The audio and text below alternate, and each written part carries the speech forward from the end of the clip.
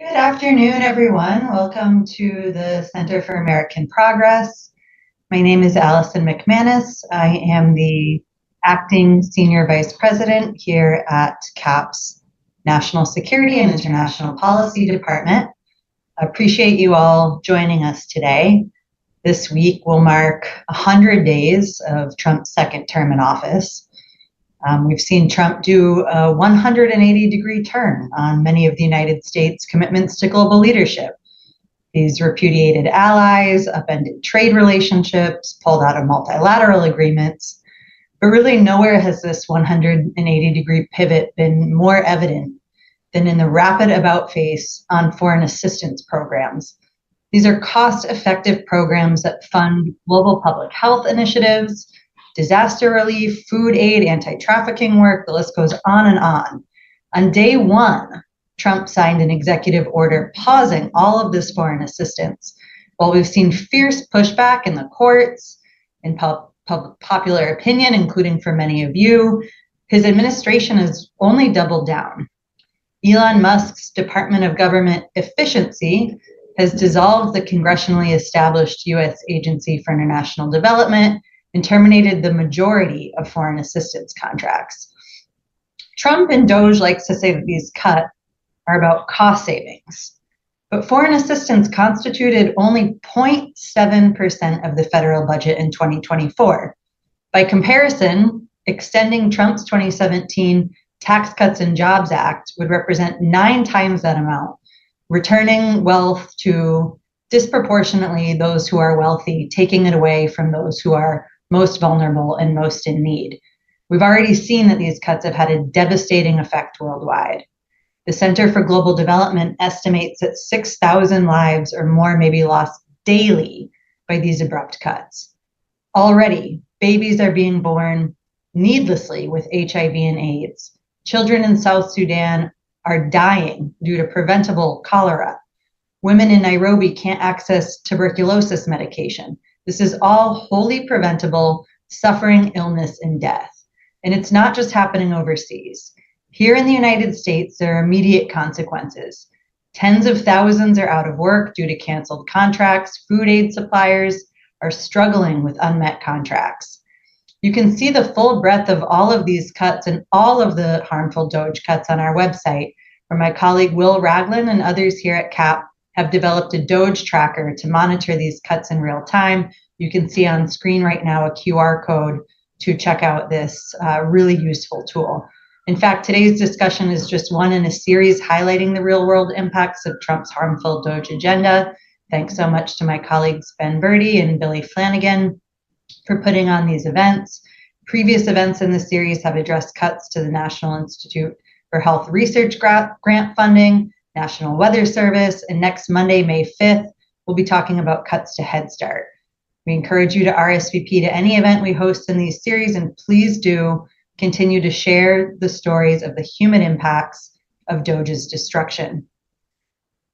On that note, and without further ado, I want to turn to the topic of today's event, which is on the cuts to foreign assistance, and I couldn't be more honored to introduce today's panelists to really dig deep into the significance of these cuts. Jeremy Konyndyk is president of Refugees International. Previously, Jeremy served in the Biden administration as USAID's lead official for COVID-19 and as the administration's lead official for the global Mpox response. He also served in the Biden-Harris transition teams for Departments of Health and Human Services, and from 2013 to 2017, he served in the Obama administration as the director of USAID's Office of U.S. Foreign Disaster Assistance. Dr. Chloe Schwenke is a teaching professor at Georgetown's McCourt School of Public Policy, and she's the school's Executive Master of Policy Leadership Faculty Director. She's an international development ethicist, practitioner, human rights activist, researcher, and educator focused on gender equality and social inclusion, LGBTQ+ governance, peace building, and human rights. Dr. Schwenke has worked for more than 3 decades in 42 countries on international development and human rights programming, mostly funded by USAID and World Bank, and she was the very first and still the only ever openly transgender political appointee to serve at USAID. Jordan Schermerhorn is a former USAID contractor where she is a technical advisor and policy analyst with a background in global health security, foreign policy, and humanitarian assistance with a specific expertise in infectious disease. She has long-term residential experience across Africa, Asia, and the Middle East, and has worked with many U.S. federal agencies, foreign governments, private foundations, and UN agencies. We're particularly excited to have Jordan because of the focus that she's put in recent weeks and months, dedicating her time to elucidating the domestic impact of the aid cuts. Without further ado, I'll turn things over to my panelists. I will remind the audience that if you do have questions, please put those in the Q&A and we'll be happy to get to those later.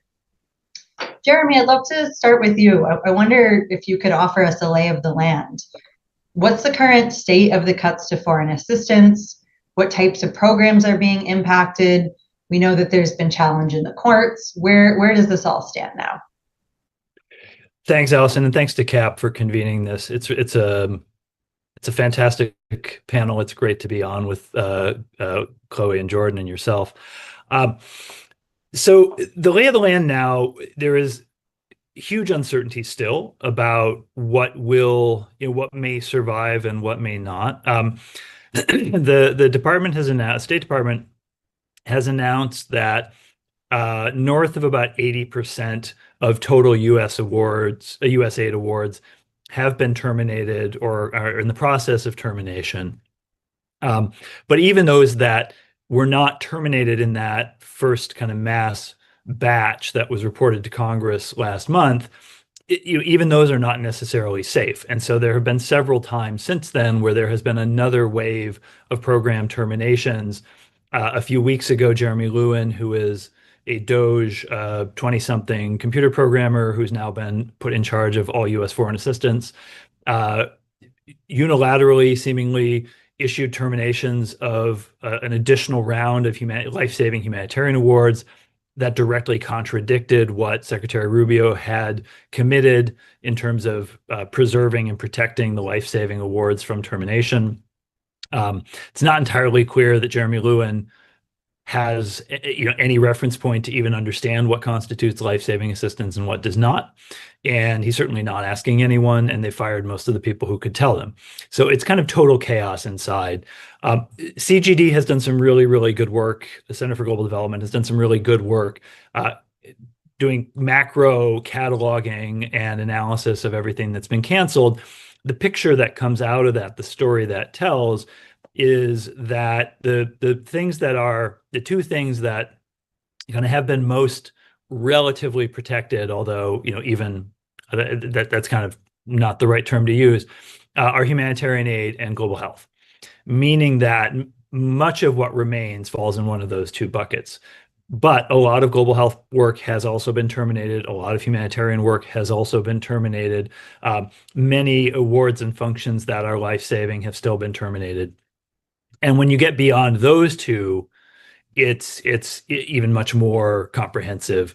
There are a few activities here and there that have been preserved, some of which maybe have been deemed strategic with respect to U.S. interests and bilateral relationships. It's very hard to find much rhyme or reason, frankly, to what has been preserved and what has not. And the administration has not been terribly transparent about, well, not been transparent at all about what the basis is for a lot of these terminations. So it's a very fluid picture still, but a very dire one. And really, this is the end of it appears to be, at least for the next 4 years, the end of U.S. foreign assistance writ large. Some things are surviving now because they predated this administration and they have not been terminated. But when you then look at the State Department's announced plans for what will migrate to the State Department from USAID, almost none of the capacity, basically none of the capacity of USAID appears like it will survive that transition. Now, this is all up in the air too. Congress could push back if they, in theory, Congress could push back. In practice, it's very hard to see this Republican-led Congress doing so. If Secretary Rubio gets the reorg that he has proposed, that he wants, that means almost no staff from USAID coming over to State Department, almost no capability from USAID installed anywhere at the State Department. And so that then raises a question. If we've had kind of one cliff already from all the terminations that have been done, we could be facing a second cliff when the remaining programs end, because it's not apparent there will be any capability at the State Department to renew or sustain or extend those things once those are canceled. There are still some court challenges that are underway, that are still active, but will take a long time to resolve. I'm not banking a whole lot on those changing the picture much from what we see now, because with the terminations, the cutoff of funding, partners are beginning to face really, really dire financial situations, and you're seeing reports of mass layoffs. Many partners, so CGD again estimates that only about, I think, 300, I'll find the stat for later, but a very small share of the total number of partners that were receiving USAID funding continue to have active awards. That's a recipe for driving much of the relief and development sector in the United States into bankruptcy, or at minimum, a major consolidation and contraction. And so by the time the courts might catch up to that, the damage will be done. We're in sort of a Humpty Dumpty, they push the egg off the wall, and once it hits the ground, you can't put it back together again. That's kind of what's happening with USAID. The courts, even if they ultimately find against the administration in some of these lawsuits, Humpty Dumpty will be on the ground and in a million pieces, and it won't be possible to put it back together. I'll pause there.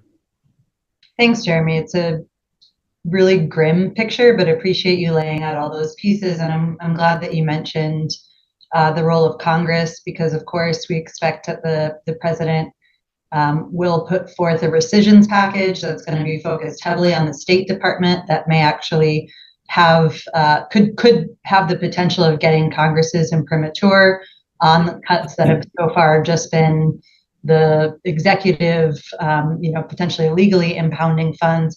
And then, of course, we'll expect this summer at some point the president's budget request for future years. And so I think this is a space that we want to keep a close eye on as well, and see, if and where Congress may have opportunity to push back on some of these cuts. Yeah. Dr. Schwenke, I'd like to turn things over to you. I mean, Jeremy laid out a pretty disturbing picture of what these cuts look like across a variety of different sectors. I mean, you've worked for many, many years, on a variety of these issues. I'm wondering, what do you make of the significance of cuts to these programs worldwide? Thank you, Allison. I mean, the significance is really hard to capture. The impact is hard to measure. A lot of it is very human, and a lot of it is very deeply disturbing. What you can say, and obviously the way that most people would summarize this is the traditional way of looking at the markets that we're losing as a country, the loss of American political influence, the political concern of creating a vacuum that China and Russia are going to jump right into. I hear endlessly about the loss of America's opportunities to expand our soft power, which can be defined in many different ways. I hear a lot less of people opining about the significance of the jobs that have been lost, and the individual loss and sense of, I don't know, just profound disrespect in the way that has been done. And those are the kinds of traditional ways that, except for the very qualitative evaluation of the jobs lost, that's the way that the experts have been talking about this generally, very political economy kind of focus. I'm an ethicist, so I am looking at this from a slightly different frame, in some cases a very different frame. And I would start with essentially three main parameters that come to me from that perspective. The first of all is just a really introspective question, and a reflective question as well, is who are we as a nation right now? We're seeing frankly, astonishment from countries and people around the world at our government's motives, the trade-offs that have been made, the manner in which foreign aid was so rapidly curtailed, and so, basically with no effort, unapologetically, with no effort being made to mitigate any of the hardships and deaths of people coming from the unnecessarily short notice to say we're backing out of some of these programs. They were simply cut. And as you guys have mentioned already on the outset, this is measurable, and we're already seeing the figures, and they are appalling. So we have some really important questions as American citizens to, go back to what Kennedy originally said about what foreign aid was, that it was an expression of our moral consciousness, an expression of who we are as Americans and our sense of being. Right now, we've got some really important questions to ask ourselves about what does that mean. We've lost a lot of trust from this way this has been done. Trust like that does not come easily, and it's gone, and rightly so. I mean, we've basically failed in our trust to other countries, to other people who depended on us, to other people that were collaborating with us, other nations who were also in the business of providing foreign assistance. It's going to take many decades to try to reestablish that trust, and certainly a very different standard of consciousness and leadership around that. I've raised consciousness because that's my second big parameter, and that is what happened. I mean, in the sense of national moral conscience, it's gone. I mean, there just doesn't seem to be a sense that Trump or Doge recognized that we, as the wealthiest country in the world, owed any moral obligation to peoples of the global south, despite our capacity to help, which most philosophers, ethicists, and people of goodwill would recognize that if you have the capacity to help, and particularly in this case where it's such a small demand on our overall federal budget, we ought to do it. And ought is a really important word here. There's not enough discourse, as far as I'm concerned, about what the ought is in all of this, what we ought to do. We have massive resources in terms of all of the expertise that we've now just dismissed, all of those relationships that took years to establish with local partners, lots of really dedicated American and local staff, incredible logistical and administrative capacity to respond to humanitarian disasters around the world, and just an awful lot of really important norms changing programming that was underway that was based on human dignity. And that was in furthering human rights and supporting democracy, addressing climate change, learning how to respect indigenous peoples, how to certainly respect LGBTQI people, etc. People might say, well, is moral consciousness arbitrary? I'm an ethicist. I could give you a very long list of very prominent philosophers who would say, no, this is not arbitrary. And they would give very good reasons, which I don't have time to go in now, but would always be happy to engage with you on. People like Peter Singer in particular, John Rawls, Paul Farmer, there's just a lot. Even Immanuel Kant, who we all should know. We ought to because we can, is really what they mostly would presume. There are, of course, other philosophers that would take the opposite view, that would say, let's make room for oligarchy. But those are people like Machiavelli and Hobbes. And do we really want to be in their corner? I really don't think so. I think the moral conscience questions, though, is mostly one of just indecency. How could we have done this with such callousness, such cruelty, such arrogance? How much, that's just in withdrawing from international development. But you can see it made manifest in how the people concerned, many of whom are on this call, were treated so disrespectfully. These are people that, worked and gave their whole careers to working in this sector. Professionals with really deep care who've done a lot of hard work over a long time, true patriots. They were jerked around in such a disrespectful way.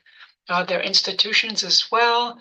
And it's a long list. Researchers, managers, theorists, the local staff abroad that worked in this space, all of the implementing partners that Jeremy talked about. These are really, really powerful examples. Third, and I think finally, and most importantly, is We've essentially destroyed any pretense that our current American government honors the most basic moral commitment of all, upon which all human rights stand, and that is the recognition and respect of equal, inalienable, universal human dignity. That conversation is gone. They have no leg to stand on right now. What's that all mean? It means very deep cynicism. It means devastated trust. And it really comes down to just an increase, a measurable increase in human death and suffering.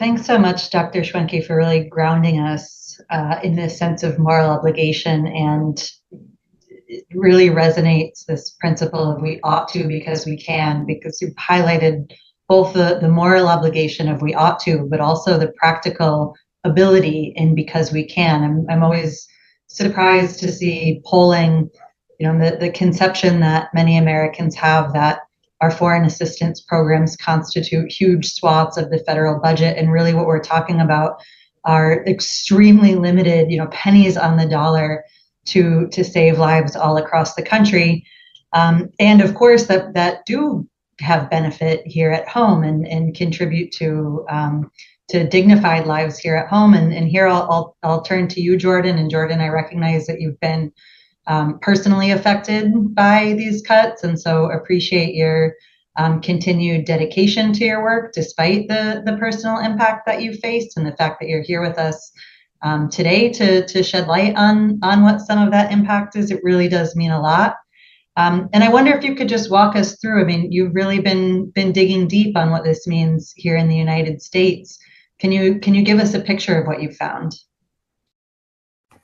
Sure. I think first we should be clear that the impact on the United States in terms of like mortality and human cost from USAID cuts will not nearly approach the horrific extent of the global impacts, but we will see massive economic impacts at home, not just from job loss, but in some areas that didn't necessarily get a lot of attention or publicity. Because USAID's messaging focus was so international, the agency really didn't do a lot of work advertising and publicly communicating those domestic partnerships, because why would we? But now that I think those contracts have been canceled and still and often remain unpaid, those cuts are really hitting home. So first, USAID had large agricultural research partnerships, primarily with land-grant universities across the country. That land-grant system was established in the 1800s specifically to distribute both the funding for research and the benefits of that research across the United States. So USAID partnered on everything from a soybean lab at the University of Illinois, which built up protein-heavy soybean markets across Africa, to research on threats to crops, including pests at Penn State University, to research on grains that could thrive in more extreme climates at the University of Kansas, to research on livestock systems and market development with the University of Florida. So those are multi-million-dollar grants, often 5 to 7 year partnerships. These universities hired researchers, recruited grad students, things like that, based upon the assumption that those partnerships would be honored. And I think just beyond the job cost, that research also benefited the United States. Crop pests can be invasive and could easily come here. I think we're facing more extreme climates in the United States in terms of drought and flood, and doing that research and investing in that research in places where those are current problems could address future problems here in the US. Secondly, USAID purchased roughly $2 billion per year from US agricultural producers. And while that's a relatively small percentage of all American agricultural output, it's going to have a particularly rough impact in some states and for some crops in particular. In Texas, over the past 4 years, USAID purchased more than $1 billion in sorghum, which has a limited market, especially as exports to China have plummeted simultaneously to cuts in purchases for emergency food assistance. In Kansas, the grain industry is going to be particularly hard hit, and some grain producers don't necessarily know that their purchases are going to be impacted right now. USAID would often purchase from big ag and from grain elevators. And so smaller producers would sell their products to these bigger companies, and they might not get those purchases this year. And I think additionally, for those bigger agricultural producers, there's been a lot of impact on uncertainty in planting and just in how much to invest in agricultural inputs with an unknown market. And there, I think that was particularly harmed by the initial language from the administration about a 90-day freeze in foreign assistance during the time when these farmers were making decisions about planting and exactly what to do. They sort of assumed that emergency food aid would be resumed, especially as Secretary Rubio emphasized that life-saving assistance, such as food aid, would be maintained.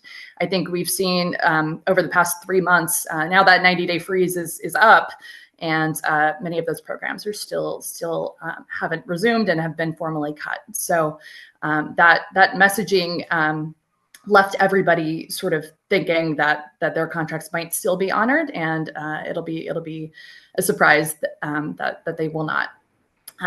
There was some immediate action in Congress as soon as this narrative took hold about USAID cuts, about moving emergency food aid to the U.S. Department of Agriculture. And that was largely in response to pushback from the American agriculture industry about the cost that cutting emergency food aid will have to them. This is sort of remained stuck in Congress, and I really question whether it makes sense. Even if purchases are resumed from U.S. farmers, the entire collapse of all of the infrastructure on the demand side for distributing that food, for managing these refugee camps, is going to make it impossible to get it to people on the other end. So lots of unexpected impacts at home that we'll be seeing over the course of the next few months. Thanks so much, Jordan. And again, thanks for all of the really critical work that you've been doing to dig into all of this. It's really valuable right now. I do want to, I know it's come up in a couple of the responses, but given that you all have some background and understanding on the global health impacts, I want to really kind of probe a little bit more there, because this is obviously an area of grave concern. It's one that, Rubio had initially, Jeremy, as you highlighted, said that there would be preservation of life-saving assistance. It's sort of unclear where all that stands, but also because there's no area where it's more obvious than global public health how we are all very connected, and how there's no ability to separate out what might be happening in countries far away from the health of people here in the United States. I think everybody remembers the COVID-19 pandemic. I don't need to say much more on that. Jeremy, I'll go to you first. I mean, you've done a lot of work on the policy side on global public health, and of course, this is an issue that's particularly important for those that you're serving now. So can you dive in a little bit more as to what you're seeing and really what worries you about cuts to health programs? Yeah, this is one of the areas that is very, very concerning. Notwithstanding Elon Musk at one point claiming they had uncanceled the Ebola programs, which was wrong, by the way. Many of them remained canceled, even though he'd said that, and they had not brought back the team that had been leading that. What was interesting about that was even he and everything he was cutting, on some visceral level, understood that looked really bad. It looks bad to be cutting outbreak preparedness and response in the midst of an active Ebola outbreak, which was occurring in Uganda at the time. And there are larger risks there. I was involved with the Ebola response to the massive outbreak in West Africa in 2014. And the only way that we were able to work with the partner governments in the region there to get that under control was through a huge and well-resourced USAID-led response. So USAID's Disaster Response Office, which I led at the time, provided the coordinating architecture there. We spent a huge amount of money to get that thing back under control, using capabilities that had been built up over many decades at USAID and working closely with CDC and with DoD to do that. None of that remains in place. So the team that I used to lead at USAID is gone. The DART structure, the disaster assistance response team structure that USAID built up and perfected and refined over many, many decades into something that I think is really one of the shining stars of U.S. foreign policy, that's been completely dismantled. The staff have been fired, the operation centers are closed, and we saw, a preview of what the future looks like with the earthquake in Myanmar recently, where the U.S. simply didn't show up. China sent search and rescue, Russia sent search and rescue, other countries sent search and rescue, and the U.S. was pretty much MIA. They managed to get a small 3-person assessment team onto the ground a week after the quake occurred, and the amount of actual aid has been pretty negligible. The capacity is just broken. So if we needed to do another large-scale novel outbreak response somewhere in the world, we have lost the ability to do that. It just doesn't exist now. And that is obviously bad for the country, whatever country that might break out in, but it's also a risk to the US. It's a risk to the homeland that we cannot, at this point, deploy an expeditionary outbreak response. We simply can't do it. On the more kind of traditional global health side, we have also canceled funds to Gavi. So Gavi is the largest supplier of vaccines, routine immunization vaccines, to low-income countries around the world. The U.S. has, for many years, been the largest donor to Gavi. They canceled that award. And so that will absolutely cripple routine immunization for things like measles and polio. And at a time when we are already seeing rising measles outbreaks here in the United States, that risk is turbocharged if we are also simultaneously enabling that to get out of control around the world. So there's a risk of resurgent outbreaks there. There's a risk that global polio eradication, which has been on the cusp of success for several years now, that we see huge backsliding there, and that would be, that would undo decades of work and progress. And then, of course, HIV is a huge risk as well. It is kind of unclear what the administration intends to do with PEPFAR, but they have cut quite a few PEPFAR programs. They have, for example, cut all staff across the U.S. government who worked on prevention of mother-to-child transmission. There is very, very good, very effective tools available for preventing transmission of HIV from an HIV positive mother to a child, to a newborn child. But you have to actually do it. And if that is not happening, then there is a risk that many children will be needlessly and preventably born with HIV. UNAIDS estimates that if PEPFAR were to be fully terminated, which again I think is a risk, because they're dismantling all of the program delivery capability for PEPFAR programs, that something on the order of 6 million people would die and 8 million additional people would be needlessly affected with HIV over the next 5 years. So the risks on the global health front here are huge, and I think we're not going to fully see the impact of that in the next couple of months, although we're beginning to see it in some of the other, in some of the routine just health delivery programs. But we'll see those risks and that damage grow by orders of magnitude over the next several years. Thanks, Jeremy. And I think, of course, as you've mentioned, even some of these interruptions have already had impacts. Absolutely. Absolutely. Yeah. So we know that there are babies that have been born with HIV and AIDS where they absolutely did not need to be. Yeah. And as you said earlier, children dying of cholera because cholera treatment centers close to them have been shut down.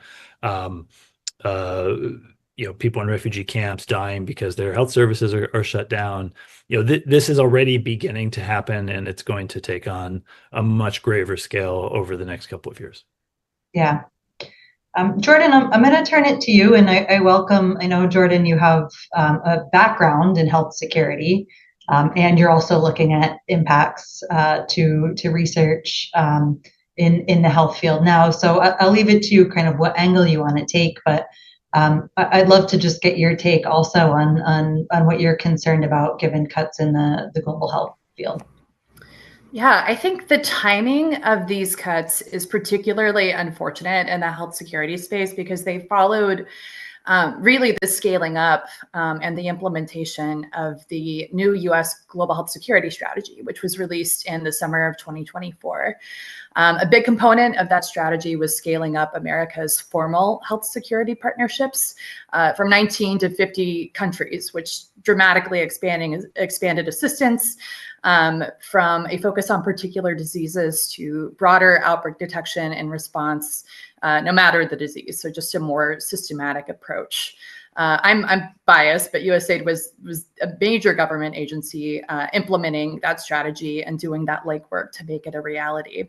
So we spent late summer and fall working with partner governments across those 31 new countries to identify shared priorities in health security and sketching out new programs and exactly what was needed. I think the tangible impact of those cuts is just best illustrated with some examples. So I spent last summer in Central Asia and the Kyrgyz Republic, focused on the global health security portfolio. And USAID traditionally funded tuberculosis programming across Central Asia, which it still is very, very important. But there had not been a lot of systematic work on disease detection and response. So just one example, there are often anthrax cases in livestock every spring as snow melts. And the animal health person in a district might send a WhatsApp message to the Ministry of Health worker in that district, but there's no systematic way of capturing that information and sharing information across human, environmental, and animal health systems. So one thing that their Ministry of Health had requested was funding from USAID to help build out just an information technology system that could track those trends over time and help alert workers across, again, those animal, environmental, and human health sectors to emerging threats. Something else they had requested was laboratory equipment at points of entry. That's just something where you need money, and donors like USAID could step in. So these more systematic areas, not necessarily focused on a particular disease, is where there was a lot of excitement in the health security field, and it's particularly disappointing to see all of that work being cut off right as it was getting started. And as Chloe mentioned earlier, just the impact on the perception of the United States as a reliable partner has really, really been harmed. We spent so much time and effort building up those relationships with those ministries of health on working to help expand their thinking from a focus on disease to a focus on systems. And now that work is just cut off right as it was being started. So extremely damaging, I think, in ways that even if it were all restored immediately, we just would not be trusted. Thanks, Jordan. The loss of trust in U.S. global leadership, I mean, is a theme that seems to cut across not only this panel, but many of the conversations that we've been having, particularly, not just in the relationships that the United States has had with foreign nations or organizations working on the ground, but also the public image of the United States, as I think many countries are seeing the anti-vaccine posture that the administration is taking. And, there are so many different levels to this harm of loss of trust. Dr. Schwenke, I'm going to turn to you and again, welcome any of your reflections on the interventions that Jordan and Jeremy have shared. But I'd also love to invite you to probe a little bit the gender impacts. I mean, Jeremy mentioned the mother-to-child transmission of HIV/AIDS. There are many ways in which these cuts impact, that have a gendered impact. And so I'll turn it over to you and would love to get your thoughts. Thank you so much, Allison, and thank you to both the other panelists for setting this up so thoroughly. It's really important. I'm a professor, and I hate to say it, but we failed a really important test. Nobody wants to hear that from a professor. But the test is really where I ended my talk just a minute ago, and that is the test of universal human dignity. When we start to walk away from the fact that the very nature of humanity is one of diversity, we are in trouble. And that's exactly what's happened here. With a very, very strident and forceful rejection of diversity, equity, or equality and inclusion, the current administration has turned its back very forcefully on any notion of universal human dignity. And the impacts of that is phenomenally profound. First of all, the first who failed the test were all of those institutions, organizations, corporations, you name it, who immediately got rid of their DEI officers and units. I mean, how deep was their commitment? This was window dressing. This was window dressing. They were not committed to this because where are their voices now? Where are their voices as advocates for that human dignity? What was all of that investment and all of that DEI work about if that wasn't really what the result we should have been able to depend on? Just the very use of the acronym DEI obfuscates the very notion of what those words mean. What they mean in practice is that one gender isn't more important than another. Investments in the concerns of there's many genders, but one gender in particular, we're not going to be too concerned about women. We're going to walk away from the global epidemic of gender-based violence, which so much important research and interventions have been going on. And that's something that 1/3 of all women face at a often really drastic level. We're not there right now. We're not addressing that. We're walking away from women's empowerment in the health field, for instance, a field that traditionally women have been known in and have been getting more and more central to. That money's gone too. We are turning our back on women's agency and freedom in making health decisions about their very own bodies, which of course is a much bigger issue that we don't have time to go in here, but it also translates into, failing to provide support for persons with disability. It alarming to me is it's just a slap in the face in terms of concerns about racism. It's a slap in the face about any of the concerns of marginalized populations, minorities. It's rejecting their claims of universal human dignity. It's also, I'm speaking as an openly transgender woman.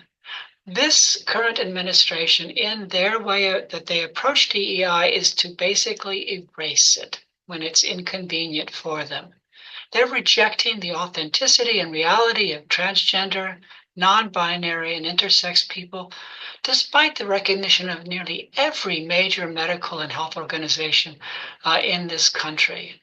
In fact, the Department of Health and Human Services had support for the LGBTQI people, and till that all of that guidance, and particularly the guidance around trans people, was rescinded on February 20th, just gone. So we have some really serious concerns there. We also have a concern that, I don't know, again, another test, how many of you know where Oceania is? It's a fictitious country. George Orwell wrote about Oceania in his dystopian book, 1984. And what was most memorable to me in that book was how the rulers of that country invented their own language, Newspeak. And that Newspeak conveniently really was more of an extraction out of the language, any of the terms that might allow people to express their thinking in ways that were moral. And so Newspeak would not allow words that were not comfortable to that regime. We have that happening right now. The US government has been informed and instructed and encouraged to not use words like gender, certainly not transgender, from government's health policies, from practice, from research, from surveys. And there's a long list of such words. Words like intersectionality, words like mental health, words like interdependence, words that allow us to conceptualize what's happening in terms of how we as diverse human beings engage and are better for it, for that diversity. The whole conversation is being eroded and taken away from us right now. And last but not least, as we've been talking about the health sector, that was the largest sector of all in all of international development. And that's pretty much gone. And that's in a space where if we don't look at diversity, equity, and inclusion, particularly in the health sector, any marginalized group is just simply not going to be in line. They'll be the last in whatever little support is still left. It's just the nature. Yeah, it's back to Thomas Hobbes, survival of the fittest. That is not what this country ought to be about. Thanks, Dr. Schwenke. I'm looking at some of the questions that are coming in from the audience, and I'm actually going to come back to you. Some of the questions are asking about what is the alternative, and I think you've hit on something, which was that we've seen often commitment to DEI, but in ways that don't always go beyond the superficial. And now, of course, a complete repudiation and rejection of even the concept of the value of diversity, equity, and inclusion. So, as we're thinking about what a sort of reimagining of a foreign assistance space might look like, and a reimagining of U.S. global leadership, what would it look like to you to have a genuine commitment to diversity, equity, and inclusion in this space? And then Jeremy and Jordan, I'll come to you with similar formulation of this question. Well, I mean, it would be very much what we started to see happen. We had gotten such a pronounced and remarkable investment in just experiencing diverse populations as co-workers, as people who have very important thoughts to share, as people who provide critiques, as people that basically remind us that solidarity is what keeps us going.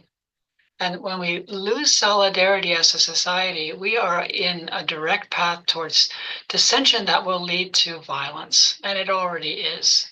We're leading to a society that really says if you're not white, cisgender, and male, you are second class.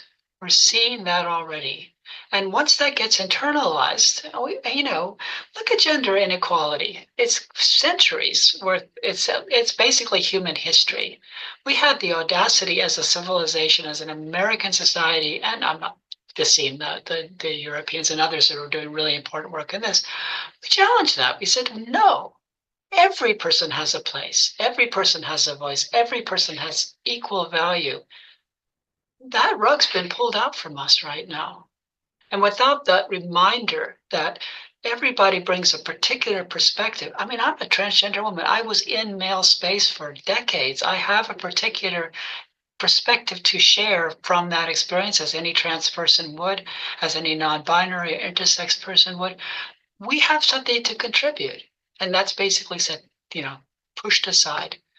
We're all losers. That's the bottom line. As soon as you walk away from DEI, everybody loses. Thanks so much. Jordan, I'll turn to you. I know you started to hit at this in your last intervention, talking about what was really promising that you saw in the field of health security. So I'd love to ask you, I mean, as you would think about positioning an alternative, and what would an affirmative, forward-looking vision for U.S. foreign assistance be? How should we be, as a community, orienting towards that vision? Yeah, so one thing I was really excited about during my time at USAID was 3 of the missions or country offices I worked with had really begun elevating their local staff. So we called them foreign service nationals, but basically these are just experts in every country, really incredibly well-connected, incredible technical experts in their fields who had been working with the United States occasionally for 20 or 30 years, helping to implement U.S. foreign policy in those countries and to support our foreign policy efforts. And some of the offices I had worked with over the past few years had begun promoting those local development experts to deputy directors of their health offices or their economic growth offices or their agriculture offices, whatever it may be. I think that, and again, now all of those people are out of a job, probably with labor lawsuits in 72 countries. But that is something I found really promising, helping to build up the human capacity of development professionals in each partner country, such that when the United States is an unreliable partner, which we are now, there are still people in those countries who have that skill set to really lead on those issues, whether they get private funding, whether there's anything that comes to fill the gap. There are still people in those countries who can lead those efforts and who have that experience. So in a future vision of foreign assistance to the United States, I think that's something I would like to see, is more partnership and more elevation of local experts. Amazing. And Jeremy, if you'll indulge me, in the audience as well, what's the horizon of ideal that we should be orienting towards when we think about foreign assistance in U.S. global leadership? You know, I think it's a question we're going to spend a lot of time grappling with over the next few years. I firmly believe that we will, as a country, need to rebuild this in some form. USAID as we know it and the functions that it evolved over the years did not spring from nowhere. They did not arise in a vacuum. They arose in response to successive administrations of both parties over many, many years, determining that there were needs and priorities in the national interest that needed to be addressed through a professional foreign assistance agency. And that world has not gotten any safer or more stable. The humanitarian need that exists around the world is growing, not shrinking. The risks in the global health space are growing and not shrinking. And so, we will continue to need this. And when we think about national interest and U.S. interests have been thrown around a lot by the current administration as somehow a reason to undo what USAID has done. I think that gets it exactly wrong. USAID evolved over the years because we have an interest in solving global challenges, because we as a country have an interest in showing the best of American values abroad. And the American people do not want to see chaotic, poorly managed foreign assistance. The American people do not want to see famines and starvation. And they want our country to do something about that. And the cuts that have happened are actually deeply unpopular. There was some polling that came out, or at least I'm not sure when it came out, I saw it over the weekend, showing that support for the foreign aid cuts hovers in the mid 30% range. So this is a deeply unpopular policy, and I am confident that a future administration is going to undo this. What that should look like in the future, it will and should be a bit different. I mean, I think one complaint that I have about USAID that I think is not unique to USAID, it's reflective of a lot of how the federal government operates, is the centering everything through a competitive procurement lens in terms of how we approach programming is just a terrible way to do development programming. Now, that is how the U.S. government does almost everything. It's why healthcare.gov was a debacle back in the day. Jen Palka has written a book called Recoding America that talks about how that sort of the U.S. government cult of finding the lowest cost procurement option for any activity does not get you good outcomes and results.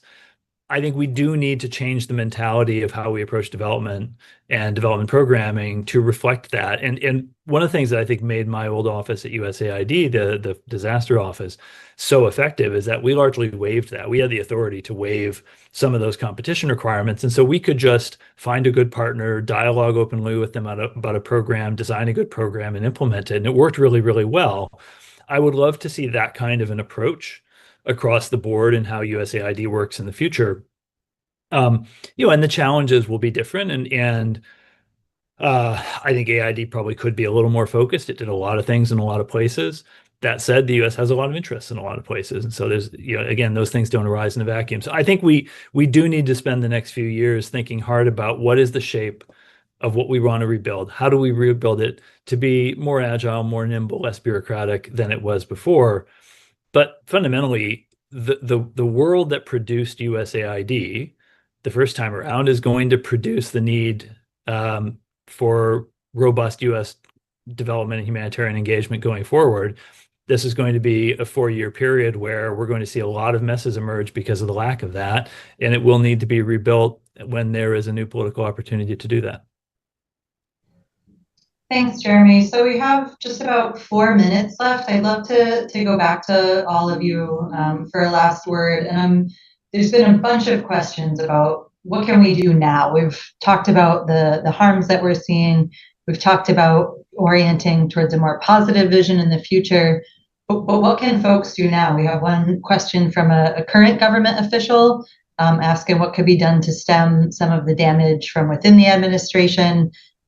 Questions from non-experts, what could they do? What can Congress do? What can donors do? I'll leave it to each of you, which of these actors you'd like to speak to directly. Jeremy, I'll come right back to you. What's the message of what can be done in this moment?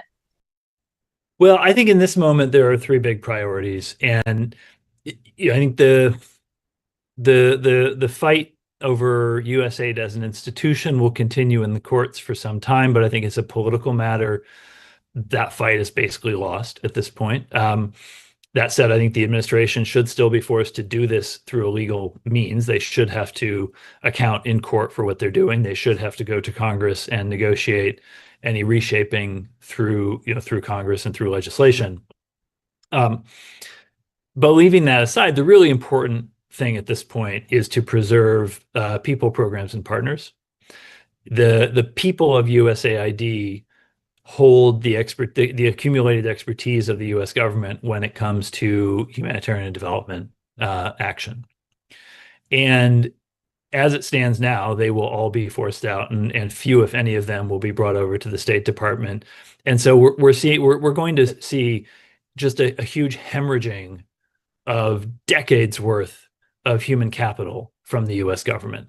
And if I were in Congress, that would hugely concern me. If you want to define waste, taking a bunch of people in whom the U.S. government has invested enormous effort and resources over the years and simply kicking them to the curb and losing all of that expertise and capability that they have, and it's an extraordinarily wasteful act and an extraordinarily damaging act. So I think it's important to, and this really has to come through Congress, preserve the people of USAID as much as possible through the transition to the State Department. The second is to preserve the program infrastructure of USAID. When the programs are dismantled, it will be very hard to reestablish much of this work in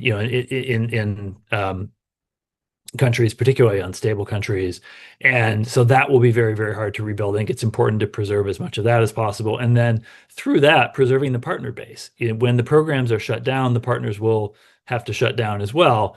And so, if we come out of the next 4 years having lost all the people, all the program infrastructure, and the partners of USAID, then a future administration really will be starting from zero in terms of rebuilding U.S. foreign assistance. And let's be clear, I think that is the explicit goal of many people in the current administration. I don't think Congress should accept that. They should push back hard on that. The last thing I'd say is there is a huge amount of accumulated knowledge and systems and learning that must not be lost. Things like how to deploy a dart. And USAID built up this expertise over many, many years, and that should go live somewhere, whether it's a university or, I don't know exactly what shape that should take, but it would be really a loss to the country and a loss to the world if all of that knowledge and learning from those many years were to be just totally lost. Thanks, Jeremy. Jordan, I'll come to you. Any message for the audience about what can be done in this moment? Yeah, totally agreed with everything Jeremy just said. I would add that from the advocacy side, there are lots of individual senators who are not speaking out publicly, but who are preferring to message their support for certain foreign aid issues behind the scenes. I think you see that happening, and to some extent, some pet issues reflected in the grants that had been preserved and transferred to the State Department. So figure out what your senators support and keep those calls coming. They have requested it explicitly. So I'm not super optimistic, but I think that's a venue for some things to be preserved or transferred to other agencies. Thanks, Jordan. And Dr. Schwenke, to you with the last word. Any closing message for what can be done in this moment? Well, certainly building on both of the previous speakers. I mean, Jeremy, you just did a fabulous job encapsulating all of this. I would add just one thing, and the one thing that we have failed to do so far is to build the constituency for foreign aid, to really start telling, building the narrative that really speaks to what has been accomplished in very human terms. And these are powerful stories. These are very human stories of what USAID people have given, and others involved in this whole industry, have given themselves their entire careers to accomplish. And those stories can change minds and absolutely open hearts. I guess the final word is one I would share from the founder of the field of international development ethics, Dennis Goulet. His assertion was, we've got to keep hope alive. Because for many people, that's all they got right now. And at the moment, we are in fairly profound danger of, eroding that hope for those people all around the world. Thank you so much. Thank you so much for sharing your story, your stories. And thanks so much to my colleagues at CAP for, as Dr. Schwenke has left us with, making sure that it's the human that's centered as we're discussing what the harms of these policies are. Thanks so much to all of our panelists for also indulging in a reimagining of a more hopeful future, one that we can all work towards. And thanks so much to the audience for joining us in this critical conversation. Hope to see many of you next week when we talk about Head Start.